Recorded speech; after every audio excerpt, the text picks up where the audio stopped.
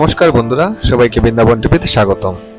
বন্ধুরা, আজকে যে মন্দিরটি আপনাদের সামনে উপস্থাপন করব সেটি হচ্ছে বাংলাদেশের সীমান্তবর্তী অঞ্চলে অবস্থিত ভারতের একটি মন্দির। এই মন্দিরটি ত্রিপুরা রাজ্যে অবস্থিত। এটি আগরতলা থেকে 27 কিলোমিটার দূরে সিপাহী জেলার কসবা গ্রামে অবস্থিত।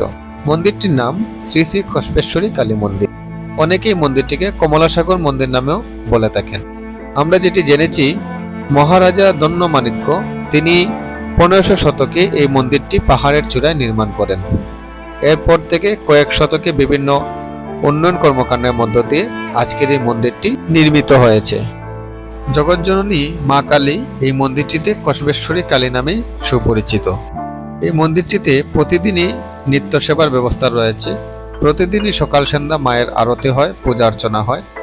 দেশ বিদেশের বিভিন্ন প্রান্ত থেকে ভক্তরা ছুটে আসেন মাকে দেখার জন্য। আপনারা যারা ত্রিপুরাতে আসবেন অবশ্যই মায়ের এই দিব্য ধামটি দেখে যাবেন।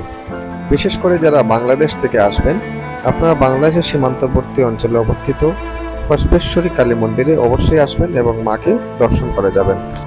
তো চলুন বন্ধুরা, এখন আমরা মায়ের একটি ভজন শুনতে শুনতে মায়ের মন্দিরে প্রবেশ করব এবং মায়ের সেই দিব্য রূপটি দর্শন করব। কালী নামে দাও রে বেড়া, ফসলের তুচ রূপ হবে না। কালী নামে দাও রে বেড়া, ফসলের তুচ রূপ হবে না।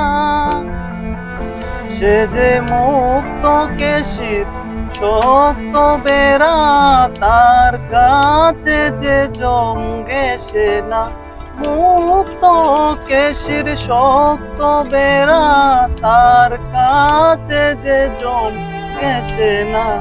মন রে কৃষি কাজ জানো না, মন রে কৃষি কাজ জানো না মা।